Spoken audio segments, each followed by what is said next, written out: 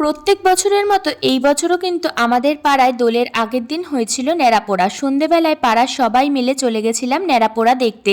তারপর সবাই আবিরের টিপ পরে চলে আসলাম যে যার বাড়িতে। পরের দিন সকালে ছিল আমাদের পাড়ার প্রথম বসন্ত উৎসব। এই বছরে হঠাৎ করেই ঠিক করা হয়েছে যে দোলের দিন আমরা বসন্ত উৎসব করব। সকালবেলায় প্রভাত ফেরি বেরোবে, তাই একদম সকালবেলায় সবাই মিলে রেডি হয়ে চলে গেছিলাম পাড়ার মোড়ে। আর তারপর আমরা বেরিয়ে পড়েছিলাম প্রভাত ফেরি নিয়ে।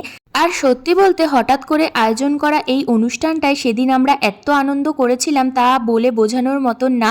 সবাই মিলে ওখানে খালি গলায় গানও করছিল, মানে ভীষণ সুন্দর একটা সকাল ছিল আমাদের কাছে। তবে পরের বার থেকে আমরা আর দোলের দিনে এই অনুষ্ঠানটা করব না, আমরা অন্য একটা আলাদা দিন বেছে নিয়ে করব, কারণ দোলের দিনে করলে সেরকম একটা লোকজন আসতে পারে না।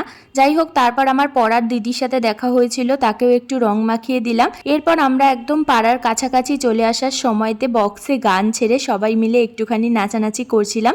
তোমাদের সাথে বসন্ত উৎসবের এই ভিডিওটা শেয়ার করতে অনেকটাই লেট হয়ে গেল। আসলে আমি একটু ব্যস্ত ছিলাম একটা বিশেষ কাজে, তো অবশ্যই সেই কাজটা কি তোমাদের সাথে শেয়ার করব নেক্সট কোনো একটা ভিডিওতে। তবে এই বসন্ত উৎসবের ভিডিওর কিন্তু আরও একটা পার্ট আছে, মানে সকালবেলায় ছিল বসন্ত উৎসব আর তারপর আমরা সারাদিন কিভাবে রং খেলেছি সেগুলোরও ভিডিও তোমরা দেখতে পাবে। যাই হোক, তারপর আমরা সবাই মিলে পাড়ায় পৌঁছে দেখি বাচ্চাগুলো আগেই চলে এসেছে টোটো করে। ওরা আর হাঁটতে পারছিল না, আমরা অনেকটা রাস্তা হেঁটেছি। তারপরে সবাই মিলে পাড়াতে একটুখানি রং খেলে নিলাম।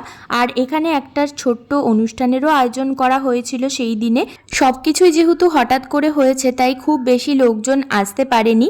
তবে যারা যারা পারফর্ম করেছে এবং যারা যারা সকালবেলায় প্রভাত ফেরিতে গেছিল তাদের সবার জন্য টিফিনের ব্যবস্থা করা হয়েছিল। প্রথমেই আমাদের অনুষ্ঠানে একটা ছোট্ট বোন সুন্দর করে আবৃত্তি করে শোনালো। তারপর আমাদের দুজন খুদে নৃত্যশিল্পী এসেছিল, তারাও সুন্দর করে নৃত্য পরিবেশন করে দেখালো।